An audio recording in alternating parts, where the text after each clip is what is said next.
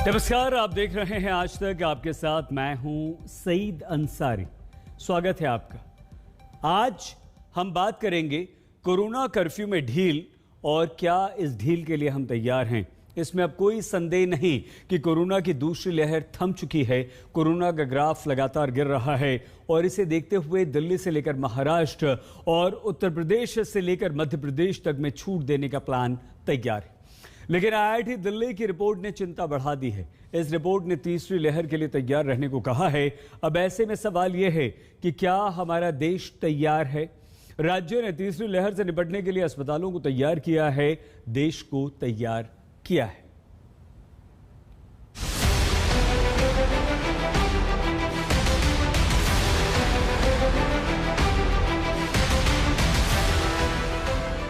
Corona की कमर टूटने लगी तो कारोबार के लिए सरकार ने दरवाजे खोलने का मन बना लिया। दिल्ली से लेकर महाराष्ट्र तक अनलॉक होने जा रहा है। कहीं आहिस्ता आहिस्ता तो कहीं तेज रफ्तार में जिंदगी पटरी पर लौटेगी। दिल्ली में अब रोजाना मरीजों की संख्या 1000 के नीचे हो गई। यही वजह है कि केजरीवाल सरकार ने सोमवार से नए नियमों के तहत अनलॉक को हरी झंडी दे दी है। फैक्ट्रियों के काम और कंस्ट्रक्शन के काम शर्तों के साथ शुरू हो सकते हैं। इनसे जुड़े लोगों को काम पर निकलने की इजाजत रहेगी। हालांकि लॉकडाउन 7 जून तक जारी रहेगा, लेकिन जरूरी सेवाओं को छोड़कर बाकी प्रतिबंध जस का तस रहेगा। कंस्ट्रक्शन एक्टिविटीज और ये 2 एक्टिविटीज कल इंडस्ट्रीज अनाउंस की थी कि ये दोनों खुल सकती हैं, क्योंकि सबसे गरीब तबका जो प्रवासी मजदूर है वो सबसे ज़्यादा यहीं पे काम करता है और लॉकडाउन के दौरान सबसे ज़्यादा गरीब लोगों को दिक्कत होती है। धीरे धीरे आने वाले हफ्तों में जैसे जैसे केसेस कम होंगे, आज जो पिछले 24 घंटे में लगभग 900 केस आए हैं, पहली बार 1000 से कम केस हुए हैं। तो मैं उम्मीद करता हूं कि जैसे जैसे केस कम होंगे हम और अनलॉकिंग करेंगे। यूपी में भी कोरोना का ग्राफ तेजी से गिरा है, लेकिन योगी सरकार ज्यादा मुस्तैद है। सीएम योगी ने एक हाई लेवल मीटिंग की। इसमें 1 जून से तालाबंदी को लेकर कई फैसले किए गए। 600 से ज्यादा एक्टिव केस वाले शहरों में कोई छूट नहीं। बाकी जगहों पर 5 दिन खुलेंगी दुकानें। लखनऊ, मुरादाबाद, मेरठ समेत 20 शहरों में कोरोना कर्फ्यू जारी। वीकेंड कर्फ्यू जारी रहेगा। निजी कंपनियों को सशर्त खोलने की इजाजत। औद्योगिक संस्थान खुले रहेंगे। स्कूल, कॉलेज और शिक्षण संस्थान बंद रहेंगे। Gym, swimming pool, club, shopping mall बंद रहेंगे। प्रदेश के अंदर कोरोना कर्फ्यू लागू किया था।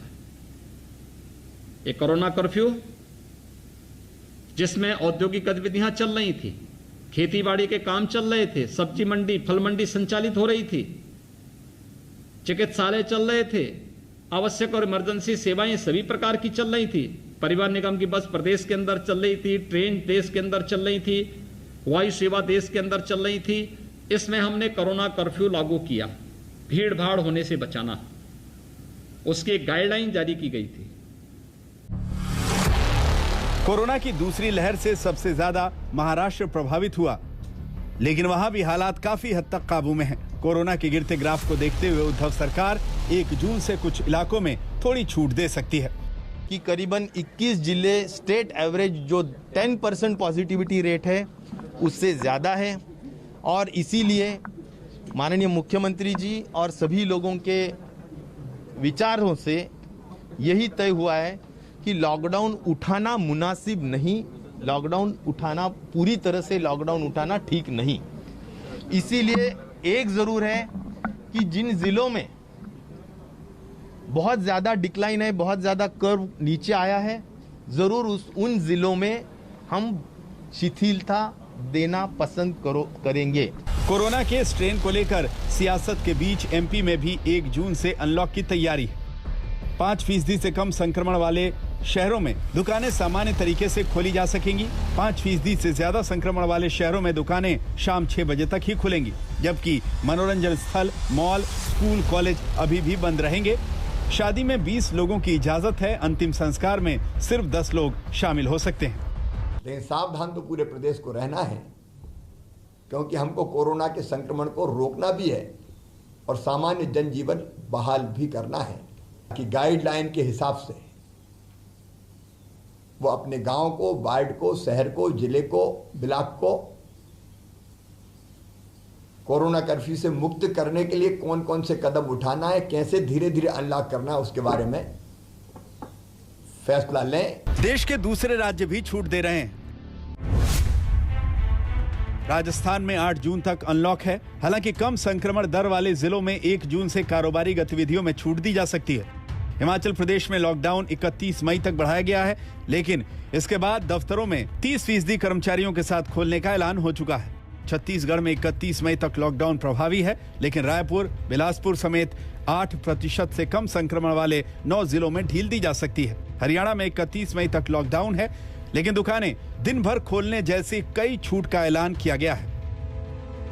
कुछ छूट देते हुए उसको फिर से दोबारा 1 सप्ताह के लिए बढ़ाया जा रहा है, अर्थात 7 जून तक प्रातःकाल 5 बजे तक। महामारी अलर्ट सुरक्षित हरियाणा, तो इसमें सबसे पहले जो दुकानें खुलने का समय है उसको जो पहले 7 बजे से 12 बजे तक था, कुछ रिप्रेजेंटेशन हमको मार्केट्स के मिले, इन्होंने कहा कि सवेरे चाहे थोड़ा लेट कर दें, लेकिन दोपहर तक या दोपहर बाद थोड़ा समय तक और खोला जाए। तो इसका समय बदल करके 9 बजे से और 3 बजे तक ये किया जाएगा।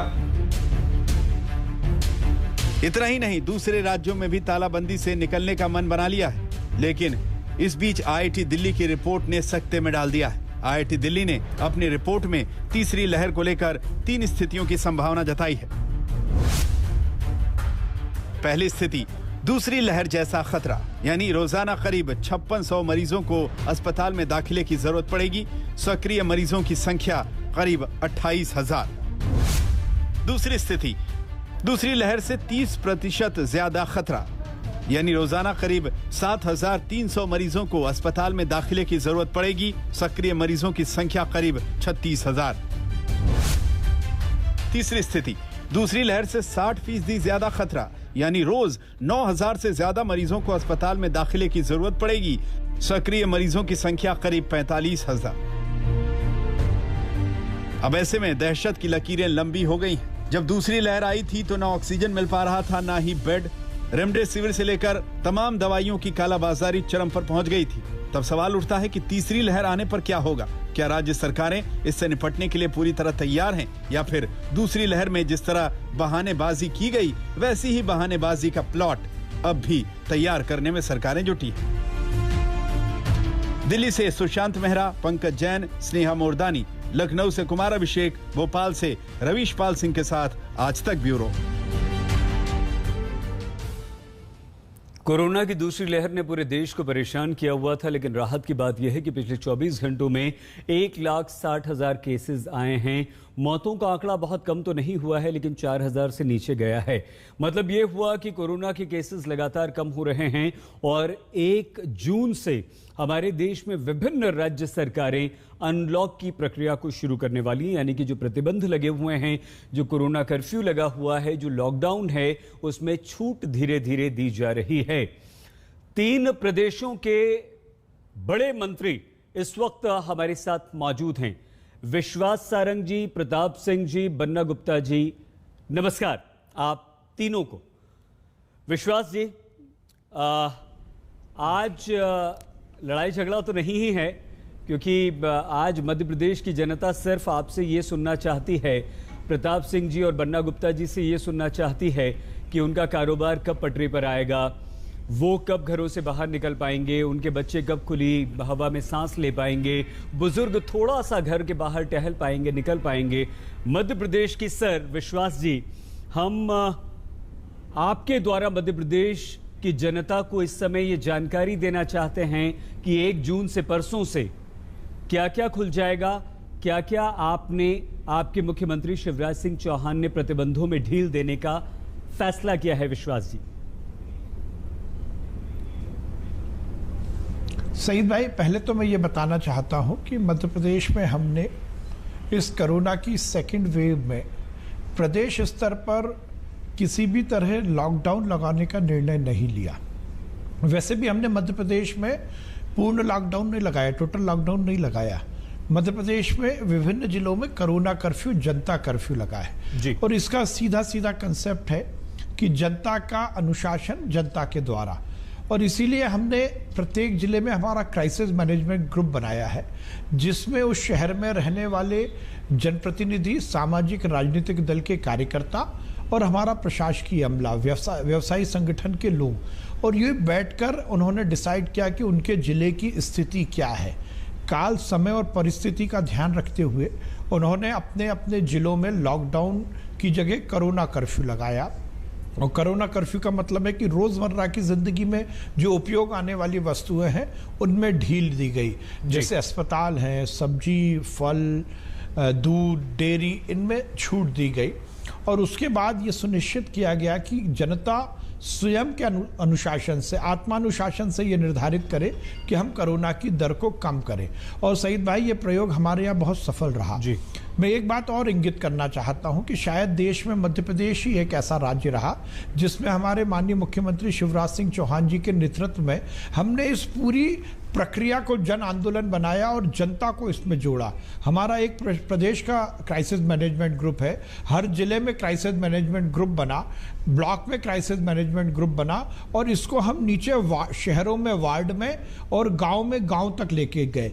ये जो हमारा संकट प्रबंधन समिति है, जो क्राइसिस मैनेजमेंट ग्रुप है, इसके माध्यम से ही हमने इस पूरे समय में, चाहे वो टेस्टिंग का मामला हो, चाहे ट्रेसिंग का मामला हो, चाहे कर्फ्यू लगाने का मामला हो, या अब कर्फ्यू को विड्रॉ करने का मामला हो, ये सब निर्णय हमने हमारे क्राइसिस मैनेजमेंट ग्रुप पर ही छोड़े थे। और हमने ये निश्चित किया है, प्रदेश ने एक गाइडलाइन बनाई, अपनी एक एडवाइजरी दी, और उस पर आज पूरे प्रदेश में, सईद भाई ये भी एक रिकॉर्ड होगा कि पूरे प्रदेश में आज 30 तारीख को हमारे नीचे तक के गांव के क्राइसिस मैनेजमेंट ग्रुप की भी मीटिंग हो रही है, और वो अपने गांव, अपने ब्लॉक, अपने जिले, इन सब का निर्धारण कर रहे हैं। और वो ये सुनिश्चित करेंगे कि उनके जिले में, उनके नगर में, उनके क्षेत्र में इस कोरोना कर्फ्यू के विड्रॉल का स्वरूप क्या होगा।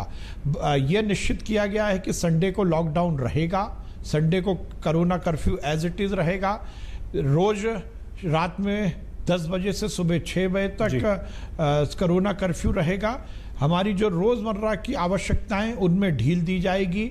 इस तरह से हमने ये पूरी प्रक्रिया को, जैसा मैंने कहा कि जनता के लिए अनुशासन और सुरक्षा, ये हमने निश्चित किया। और 1 जून से हम इसकी शुरुआत कर रहे हैं, विड्रॉल की। विभिन्न जिलों में हम इसको शुरू कर रहे हैं, लगभग मध्य प्रदेश में सभी जिलों में हम विड्रॉ करेंगे कोरोना कर्फ्यू को। और उसमें 2 कैटेगरी बनाई हैं। पिछले 7 दिन की जो हमारी पॉजिटिविटी रेट है, उसके हमने 2 सेगमेंट बनाए हैं। एक वो शहर जहां 5% से ज़्यादा पॉजिटिविटी है, और वो शहर जहां 5% से कम पॉजिटिविटी रेट है पिछले 7 दिनों में। उस हिसाब से हमारी गतिविधियों को हम अलाउ कर रहे हैं। तो रोज़मर्रा की ज़िंदगी शुरू होगी, अस्पताल, नर्सिंग होम, ऑप्टिशियन, दवाई की दुकान, कृषि उपकरण, कृषि में काम आने वाली सभी गतिविधियां।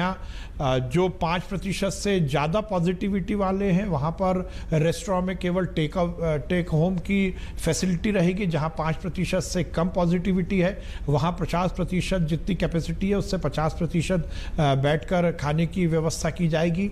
सरकारी अस्पताल में भी इसी तरह के कैटेगराइजेशन किया गया है। अधिकारी 100% और जो कर्मचारी हैं उनकी 50% की को अलाउ किया गया है। अभी शैक्षणिक संस्थान को हमने बंद रखा है, सभी तरह के जो कोचिंग क्लासेस हैं उनको बंद किया है।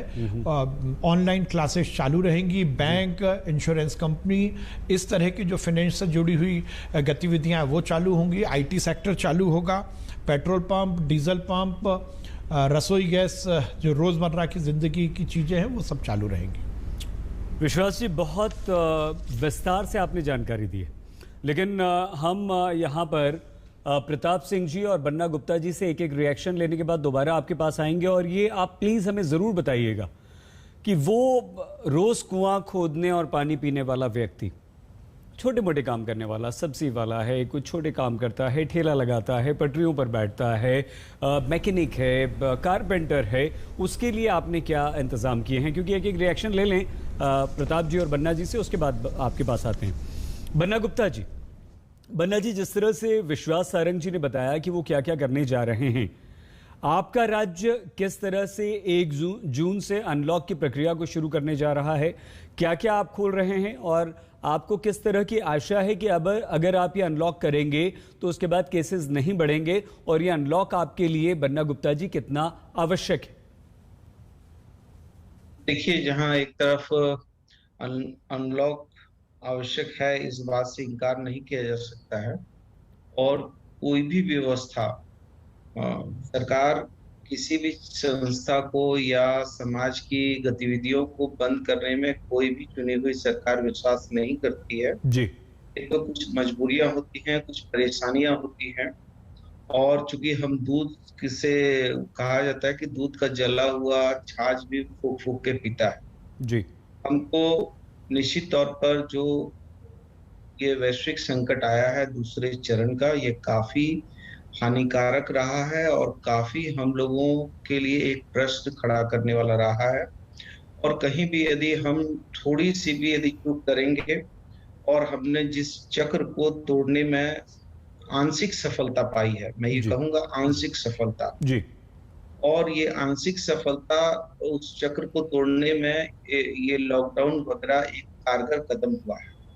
आप देखिए कि जो जिस तरीके से दूसरा चक्र चालू हुआ, उसमें दवाइयों से भी ज्यादा महत्व का कारण लॉकडाउन था और ऑक्सीजन था। तीसरे नंबर पे दवाइयां थी। तो निश्चित तौर पर कोई भी चुनी हुई सरकार जनता के लिए, जनता के द्वारा चुनी हुई सरकार जन आकांक्षा की पूर्ति के लिए ही बनती है, जनता की सेवा के लिए, जनता की सुविधा के लिए, और जनता के हक अधिकार सुरक्षित हो, संरक्षित हो, इसके लिए सरकार बनती है और चलती है। बिल्कुल। निश्चित तौर पर हम लोग अभी झारखंड एक ट्राइबल स्टेट है, पिछड़ा कमजोर स्टेट है, और लगातार हम लोगों ने इस विभीषिका को देखा, समझा, और इससे तीसरे चरण में जो आने वाली संभावनाएं हैं, आशंकाएं हैं, वो आशंकाओं को निर्मूल करने की हम कार्य योजना पर काम कर रहे हैं। इसलिए हम ये नहीं कहेंगे कि हम जो है इमीडिएट जो है हर चीज को हम जो है तुरंत का तुरंत डिसीजन कर दें। हम उतावलेपन पे अपने राज्य की जनता के जान माल की सुरक्षा को दांव पर नहीं लगा सकते हैं। इसलिए हम लोगों ने 3 जून तक हमने लॉकडाउन की प्रक्रिया रखी है, और 3 जून को या 2 जून को हमारे मुख्यमंत्री जी, हमारे जो एक हाई प्रोफाइल कमेटी है वो बैठेगी, और इसके सभी बिंदुओं पर बिंदुवार हम चिंतन करेंगे, मनन करेंगे, कहाँ कमी खामी हुई है और हो सकती है, या कहाँ पर हमको और ज्यादा सुविधाएं देनी है, किन जोन को हमको ग्रीन जोन में तब्दील रखना है, किन जोन को हमको पिंक जोन में रखना है, येलो जोन में रखना है। मतलब वो सारी चीजों की हम समीक्षा करेंगे। समीक्षा के उपरांत जो है, जहां पर हमारा जो पॉजिटिविटी रेट जो है वो कितने % पर है, हम रिकवरी रेट किन किन जिलों में कितना % तक जा रहे हैं, कहाँ पर हमारी मोर्टेलिटी रेट, मृत्यु दर हमारी कितनी इस जिले में है, सारी चीजों को लेके हम समीक्षा कर रहे हैं। और इसको लेकर हम लोगों ने एक उच्च स्तरीय कमेटी भी बनाई है कि मृत्यु जो है, मृत्यु के क्या कारण थे और मृत्यु होने के कारण क्या रहे, उसको लेकर हम अस्पतालों से भी इस पर राय विचार कर रहे हैं, और जिन परिवार के लोग दिवंगत हुए हैं उन लोगों से भी चर्चा कर रहे हैं। तो हम लोग सारी चीजों पर बहुत गंभीरता पूर्वक माननीय मुख्यमंत्री हमारे आदरणीय हेमंत सोरेन जी के नेतृत्व में हम एक एक छोटी छोटी कमी खामियों को देखते हुए अभी हम लोगों ने एक वेबिनार भी आयोजित किया था, जिसमें 1000 के करीब डॉक्टरों ने उसमें अपना अपना राय विचार और सुझाव हमको दिया है।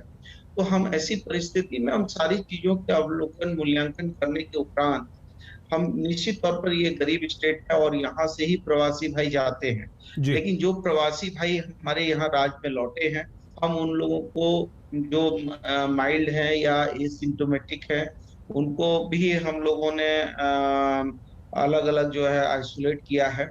और जो लोग यदि माइल्ड भी नहीं है, एसिम्टोमेटिक भी नहीं है, उसके बावजूद भी उनको हम लोगों ने 7 दिन होम क्वारंटाइन में रखा है।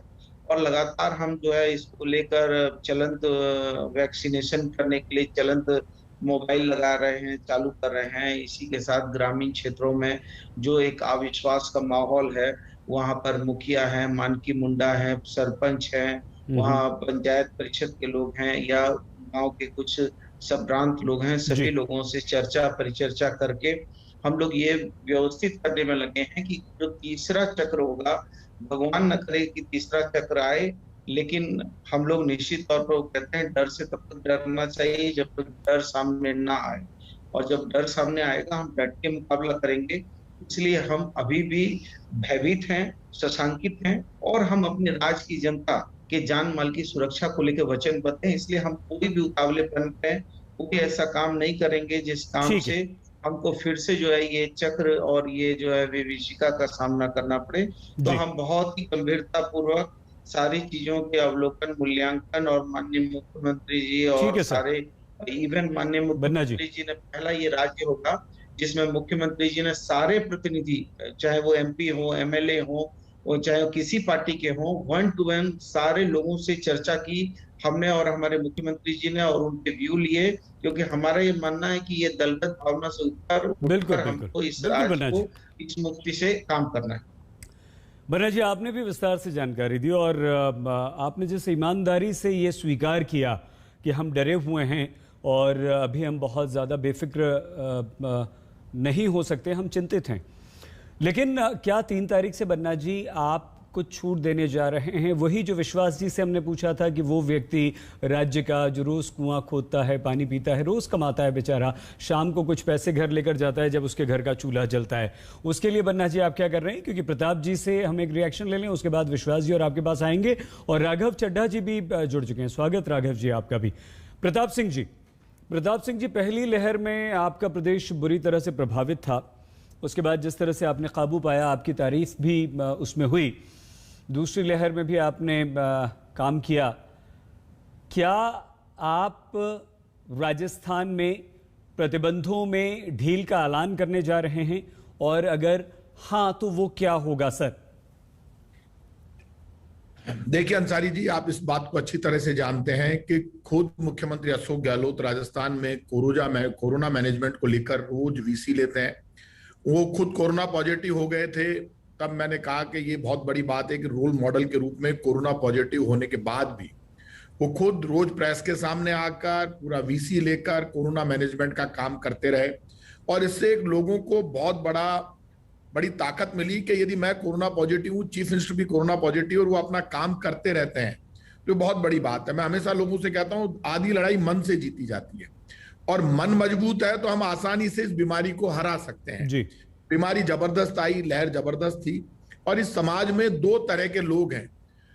एक आदमी वो है जो पेट कम करने के लिए रोज सुबह दौड़ता है, दौड़कर अपना पेट कम करता है, लेकिन ऐसे लोगों की संख्या बहुत ज्यादा है जो पेट कम करने के लिए नहीं दौड़ते, अपना और अपने परिवार का पेट भरने के लिए दौड़ते हैं। बिल्कुल ठीक, बिल्कुल ठीक। चिंता हर सरकार को करनी पड़ेगी जो सुबह से लेकर रात तक अपने और परिवार का पेट भरना चाहता है। जो फुटपाथ पर बैठकर जूते काटने का काम करता है, थड़ी वाला, खोमचे वाला, ठेले वाला, दुकान वाला, रोज काम करने वाला, ऑटो रिक्शा वाला, ई-रिक्शा वाला, रिक्शा वाला, ये सब मेरे टच में, संपर्क में रोज। चाहे लॉकडाउन था, लेकिन लॉकडाउन हमारा ये था कि अब की बार हमने सुबह 6 से 11 बजे तक हमने ये तय किया किराने की दुकान खुली रहेगी, दूध की दुकान खुली रहेगी, सब्जी वाला तो सुबह से लेकर शाम तक ठेला चला सकता है, और एक सेमी लॉकडाउन टाइप किया, और ये कहा कि हमको पर्सनली सेल्फ डिसीजन से सख्त लॉकडाउन करना है। सख्त लॉकडाउन हुआ, लोगों में इस बार दहशत भी जबरदस्त थी। इसका कारण था कि पहली बार ऐसी बीमारी मैंने देखी, कोरोना, मेरे भी जब पिछली लहर थी तो कोरोना हुआ, लेकिन मेरे सांस में तकलीफ नहीं थी, मैं बिल्कुल ठीक हो गया, सब लोग ठीक हो गए। मैं इतना कह सकता हूं कि इस बार बीमारी आई तो पहली बार ऑक्सीजन की जबरदस्त जरूरत पड़ी। अब लोगों में इतनी दहशत है कि लोगों के समझ में आया कि ये मास्क के बिना मर जाएंगे, लेकिन भूख का दर्द इतना जबरदस्त है। मेरे पास एक फोन आया और उसने कहा मैं गणेश लाल बैरागी बोल रहा हूं और मैं मर जाऊंगा साहब, डॉक्टर को फोन करो, मेरी 500 से ज्यादा शुगर आ रही है, और मुझे डॉक्टर कह के गया रोटी मत खाओ। अब शाम के 5 बज रहे, मैं डॉक्टर को फोन किया, मिलो जाके बात करो। अरे भाई रोटी तो चाहिए कोरोना मरीज को भी, और मैं आपको आज कह रहा हूं भूख से बड़ा दुनिया में कुछ दर्द नहीं है। जिस घर में भूख होती है वो कोरोना को भूल जाता है। इस वक्त चाहे वो राजस्थान की सरकार हो, चाहे केंद्र की सरकार हो, चाहे किसी भी स्टेट की सरकार हो, ये मेरा पर्सनल मानना है। नो डाउट मुख्यमंत्री जी 1 तारीख से हम सब लोग मिलकर अनलॉक तो करना शुरू करना पड़ेगा। ये समय की जरूरत है, वक्त की जरूरत है, और अनलॉक धीरे धीरे हो, कोरोना का मैनेजमेंट भी हो, कोरोना भी रुके, अनलॉक भी हो, और जो उम्मीद करके बैठा है कि मैं यदि अब बाहर नहीं निकला तो मेरे पास रोटी नहीं है, मैं कहां से रोजगार करूंगा। ऐसे में चाहे केंद्र की सरकारें हो, हमारी सरकारें हो, हम जो कर सकते हैं हम तो करेंगे ही। मैं केंद्र सरकार से उम्मीद कर रहा हूं, इसको पॉलिटिकल मत लेना आप, कि अब इस वक्त राज्य सरकारों को बहुत बड़ी मदद की जरूरत है, क्योंकि इस लॉकडाउन के बाद, क्योंकि जो 18 से 44 के वैक्सीनेशन का पैसा 3000 करोड़ रुपए खर्च होंगे राजस्थान की सरकार के, ये पैसा जाने के बाद इस वक्त चाहे वो जीएसटी का पैसा हो, किसी भी हिस्से का पैसा हो, राज्य सरकारों को हम उम्मीद कर रहे हैं और ये उम्मीद हमारी इतनी है कि हम तय मान रहे हैं कि केंद्र सरकार निश्चित रूप से इस दर्द को समझेगी, परेशानी को समझेगी। अनलॉक हो जाएगा, अनलॉक के बाद तेजी से वैक्सीनेशन हो, तेजी से अनलॉक की प्रक्रिया के दौरान ऑटो रिक्शा वाला, होमचे वाला, थड़ी वाला, राज्यों को यदि केंद्र सरकार मदद करेगी तो बहुत बड़ी मदद होगी और पूरे देश में उत्साह और उमंग होगा। आज तो 7 वर्ष पूरे हो रहे हैं मोदी सरकार के। मैं उम्मीद करूंगा कि आज मोदी सरकार को घोषणा करनी चाहिए फ्री वैक्सीनेशन की, 18 से 44 वर्ष के लोगों को तोहफा देना चाहिए। आज मोदी सरकार को घोषणा करनी चाहिए हर राज्यों को पैकेज की, क्योंकि आपके 7 वर्ष पूरे हो रहे हैं। आप इन 7 वर्षों के उपलब्ध होने पर यदि देश को कुछ देते हैं, प्रताप जी बहुत बड़ा आपसे मेरी हाथ जोड़कर विनती है, आज के दिन मोदी सरकार को 18 से 44 का फ्री वैक्सीनेशन और राज्यों को मदद की घोषणा करनी चाहिए। ये पॉलिटिकल बात नहीं है। आज आपके 7 वर्ष पूरे हो रहे हैं, आप कह रहे हैं हम सब जगह अच्छा काम करें, तो बड़ा काम कर दीजिए, हम आपको सबको हाथ जोड़कर धन्यवाद देंगे। प्रताप जी, बड़ी इमोशनल, भावुक बातें की आपने, और जो दर्द है वाकई आपने कहा कि, और आपका उदाहरण भी बहुत अच्छा था। एक व्यक्ति पेट कम करने के लिए दौड़ता है और दूसरा व्यक्ति अपना और अपने परिवार का पेट भरने के लिए। हमने कोशिश ये की थी, विश्वास जी से जब शुरुआत की थी, कि आज सिर्फ आपकी बातें सुनेंगे और सिर्फ जनता को संदेश देंगे कि क्या क्या खुल रहा है 1 तारीख से, और झारखंड में बन्ना गुप्ता जी बता रहे थे 3 तारीख से। लेकिन विश्वास जी, अब आपको जवाब तो देना ही पड़ेगा। केंद्र सरकार पर प्रताप जी ने सवाल भी उठा दिया है और एक मांग हाथ जोड़कर भी कर दी है। तो मिलकर समन्वय के साथ एक दूसरे का साथ लेकर जब हम चलेंगे, सबका साथ, सबका विकास और सबका विश्वास, तो ही बात बनेगी। राघव जी, ब्रेक के बाद आपसे बात करेंगे दिल्ली में क्या क्या खुल रहा है। तो बस 1 जून से देश में काफी कुछ खुल रहा है, कोरोना प्रतिबंध हट रहे हैं। हमारे देश के विभिन्न राज्यों में 1 जून से कोरोना प्रतिबंधों में ढील की तैयारी हो रही है। सरकारें तैयारियां कर रही हैं, यह अनलॉक की प्रक्रिया है, शुरू हो रही है। क्योंकि राहत की बात यह है कि 1,65,000 केसेस पिछले 24 घंटों में और पिछले 40 दिनों में सबसे कम आंकड़ा है। ये उम्मीद है कि कोरोना को हम हरा रहे हैं, धीरे धीरे आगे बढ़ रहे हैं। विश्वास सारंग जी, प्रताप सिंह जी, बन्ना गुप्ता जी हमारे साथ थे, राघव चड्ढा जी भी हमारे साथ जुड़ चुके हैं। विश्वास जी, हम आ रहे हैं आपके पास, प्रताप जी की बात का आपको जवाब देना है, लेकिन राघव चड्ढा जी, क्या क्या 1 जून से आप प्रतिबंध हैं जिन्हें हटा रहे हैं? अनलॉक की प्रक्रिया आपकी क्या होगी, क्या क्या खुल जाएगा दिल्ली में, और आईआईटी की उस चेतावनी के बाद क्या आपकी सरकार का कुछ मन बदला है कि कुछ ढिलाई जो है वो कम की जाए और आईआईटी की बात को गंभीरता से भी लिया जाए? राघव जी, देखिए, दिल्ली के अंदर एक संस्था है डिजास्टर मैनेजमेंट अथॉरिटी। वो अथॉरिटी समय समय पर निर्णय लेती है कि दिल्ली में क्या कदम उठाए जाएं इस महामारी से लड़ने के लिए, जिसमें लॉकडाउन भी एक आखिरी कदम के तौर पे इस्तेमाल किया गया। आपने देखा कि आज से कुछ हफ्ते पहले दिल्ली में स्थिति बहुत खराब हुई। दिल्ली एक ऐसा राज्य है जो देश की राजधानी भी है, अंतर्राष्ट्रीय हवाई अड्डा भी यहाँ पर है, कोई नया स्ट्रेन सबसे पहले यहाँ आता है, सब लोग यहाँ आए, और कहीं ना कहीं वायरस का जो फैलाव था वो दिल्ली में बहुत ही खतरनाक तरीके से फैला। और हमने देखा कि एक समय पारदर्शी आंकड़े हम जारी करते हैं सदैव, तो सारी स्थिति सबके सामने होती है। एक समय संक्रमण दर 36% तक पहुंच गई थी। आज लॉकडाउन लगाने के बाद और पूरी दिल्ली वालों ने दिल्ली सरकार के साथ मिलकर जिस हिसाब से काम किया, मुख्यमंत्री अरविंद केजरीवाल जी के साथ मिलकर, वो 36% की सईद भाई संक्रमण दर आज 1% तक आ गई है, जो एक अपने आप में एक बहुत बड़ी उपलब्धि है। और मैं पूरी दिल्ली को, दिल्ली वासियों को, आपके माध्यम से बहुत बहुत बधाई देता हूं। लेकिन ढिलाई की जहां तक बात है, जैसा उस दिन मुख्यमंत्री जी ने भी कहा, केजरीवाल साहब ने कहा कि हम ऐसा नहीं है कि अब कोताही बरत सकते हैं या अब ढिलाई अपने व्यवहार में भी ला सकते हैं। ये बात सत्य है कि जीवन और जीविका इन दोनों को संभाल के रखना है। ऐसा ना हो कि हम कोरोना महामारी से तो लड़ाई लड़ने में सफल हो जाएं लॉकडाउन के चलते, लेकिन लॉकडाउन लगे और लोगों की भुखमरी से मौत होने लग जाए, ऐसी स्थिति भी नहीं आनी चाहिए। इसी के चलते दिल्ली डिजास्टर मैनेजमेंट अथॉरिटी ने यह फैसला लिया कि हम दिल्ली में 2 चीजें 1 जून से शुरू करने जा रहे हैं सईद भाई जी, और दोनों चीजें ऐसी हैं जिनसे सीधा गरीब से गरीब निम्न तबके के लोग, मजदूर, दिहाड़ी मजदूर जो लोग हैं, उनकी जीविका इन दोनों चीजों से जुड़ी है। पहली चीज है कंस्ट्रक्शन एक्टिविटी जो एक क्लोज्ड प्रेमिसेस में की जाती है, और दूसरी चीज है फैक्ट्रियां।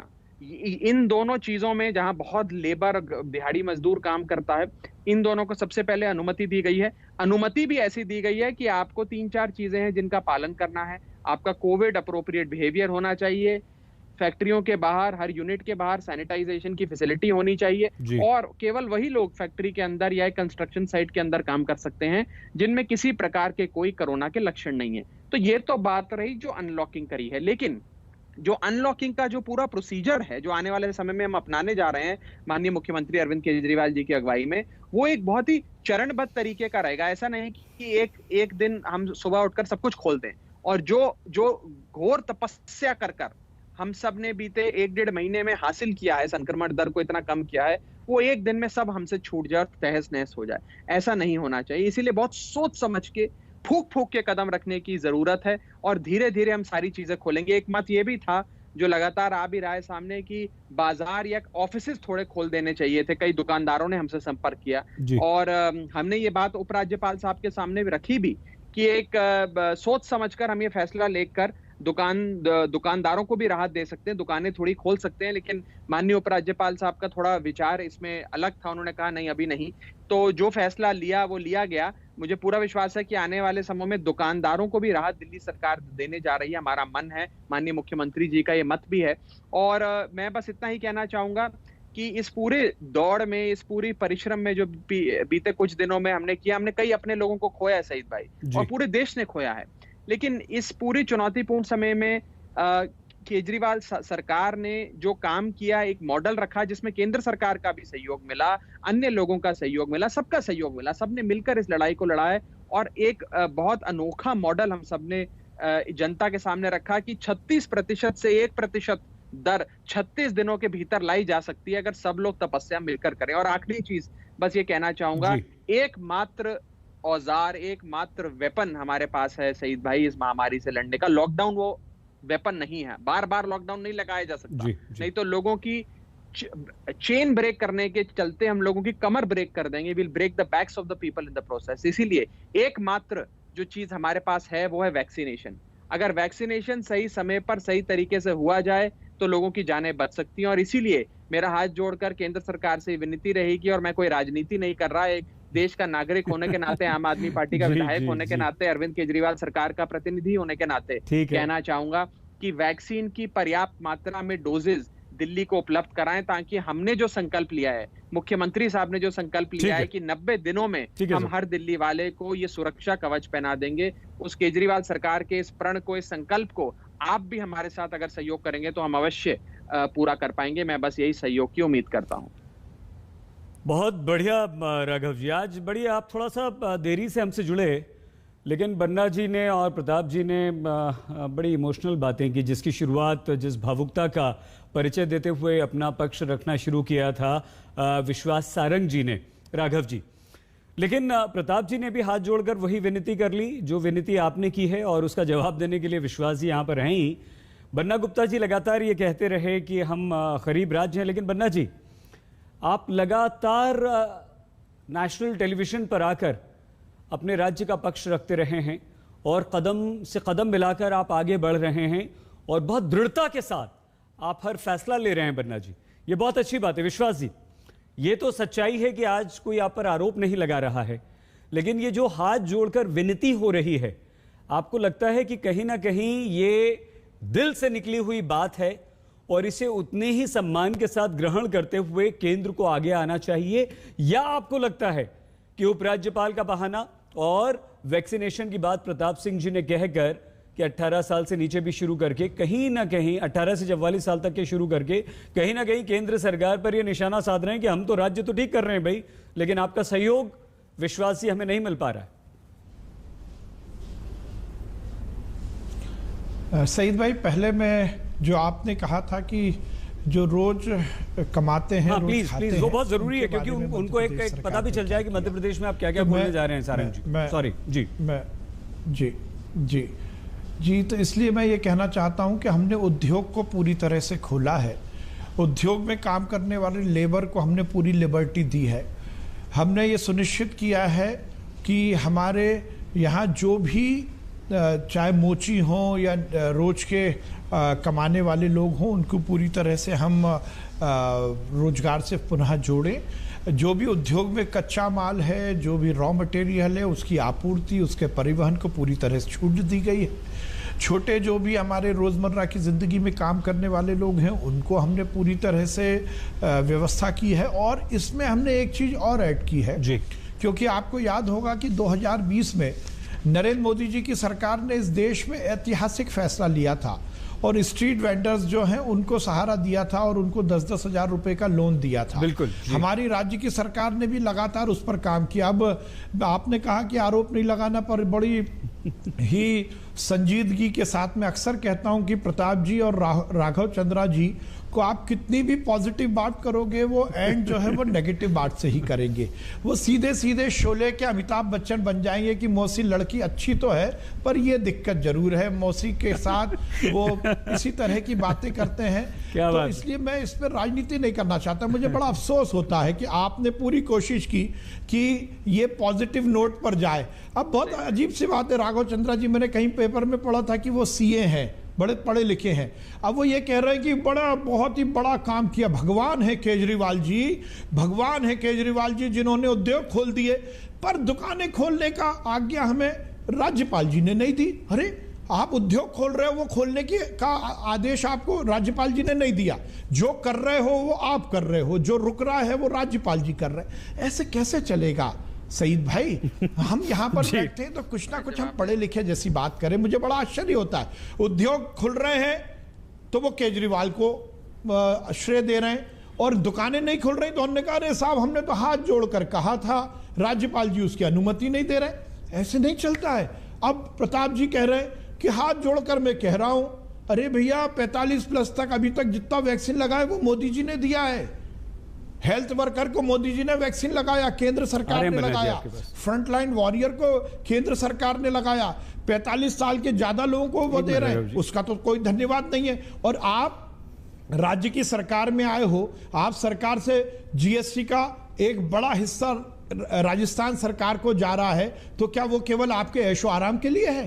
क्या वो केवल गाड़ी में घूमने और हवाई जहाज में घूमने के लिए है? क्या वो जीएसटी जो आप जनता से ही लेते हो, जनता से ही कर वसूलते हो, तो वो क्या अपने ऐशो आराम के लिए खर्च करोगे? क्या राजस्थान की सरकार या किसी भी राज्य सरकार की कोई दायित्व नहीं है अपनी जनता के प्रति? अरे आप फेडरल सिस्टम में रह रहे हो, केंद्र ने एक बड़े भाग का सहयोग आपके साथ किया है, अब छोटा भाग आप भी लगाओ, इसमें क्या दिक्कत है? और ना देखिए केंद्र का पैसा मोदी जी का है, ना राज्य का पैसा अशोक गहलोत जी का है, ना प्रताप जी का है, ना विश्वास सारंग का है। यदि फ्री में वैक्सीन लग रहा है तो गाहे बगाहे प्रत्यक्ष या अप्रत्यक्ष रूप से जनता को ही हम उसके कर से लिए हुए पैसे का हम वैक्सीन लगा रहे हैं। तो इसमें केंद्र सरकार और राज्य सरकार कहां से आ गई?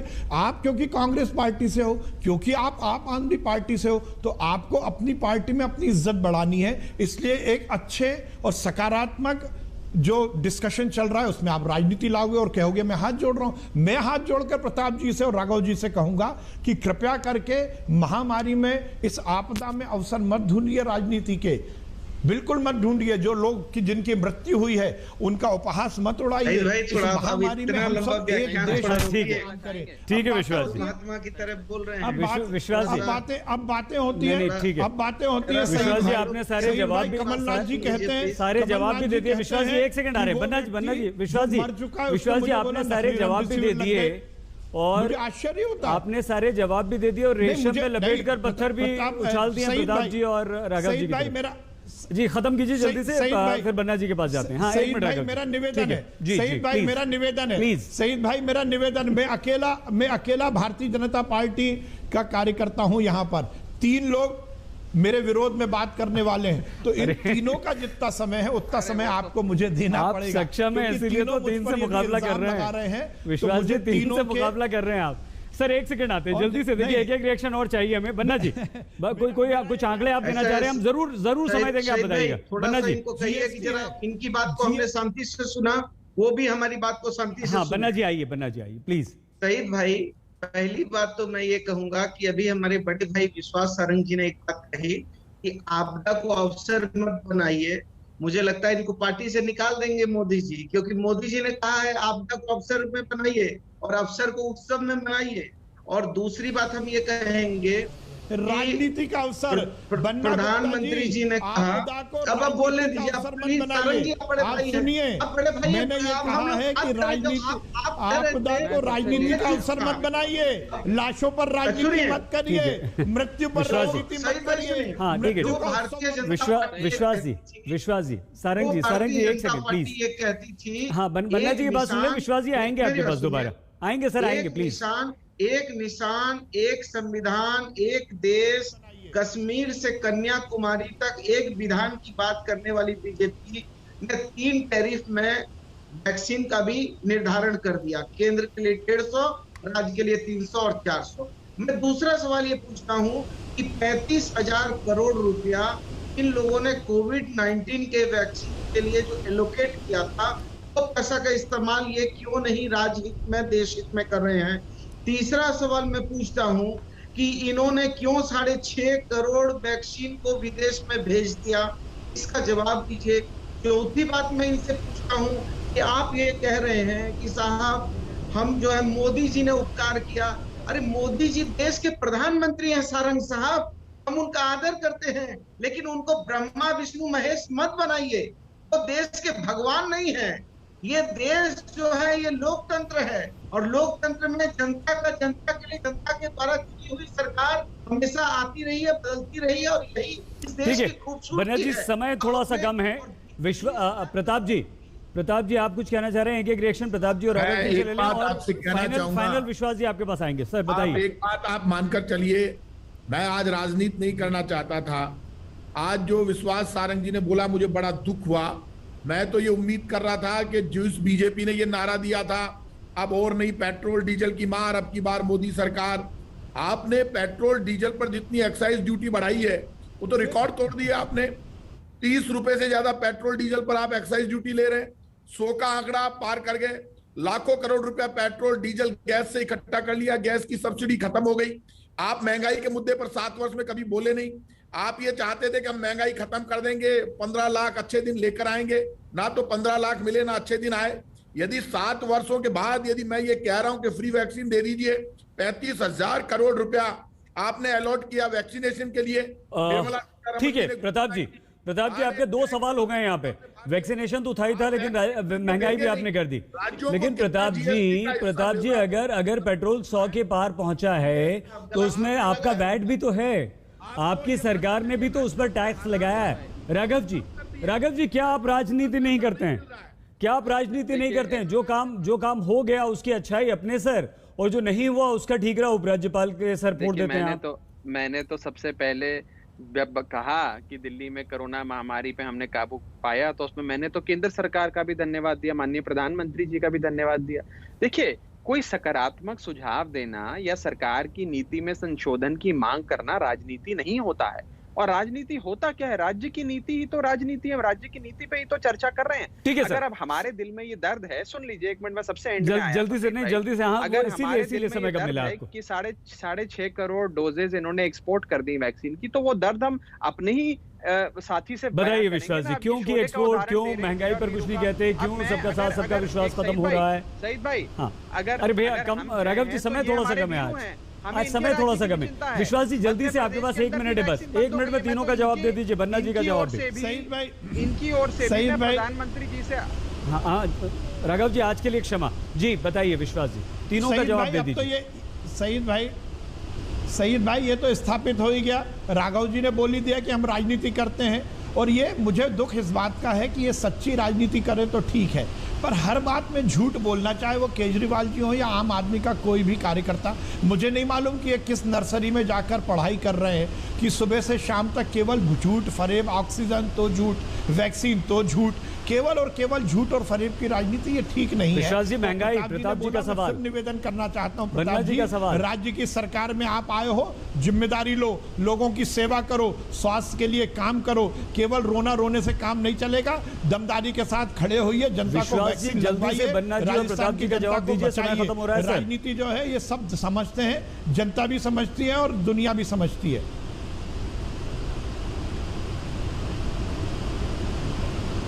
विश्वास सारंग जी, प्रताप सिंह जी, बन्ना गुप्ता जी, राघव चड्ढा जी, आप चारों का बहुत धन्यवाद।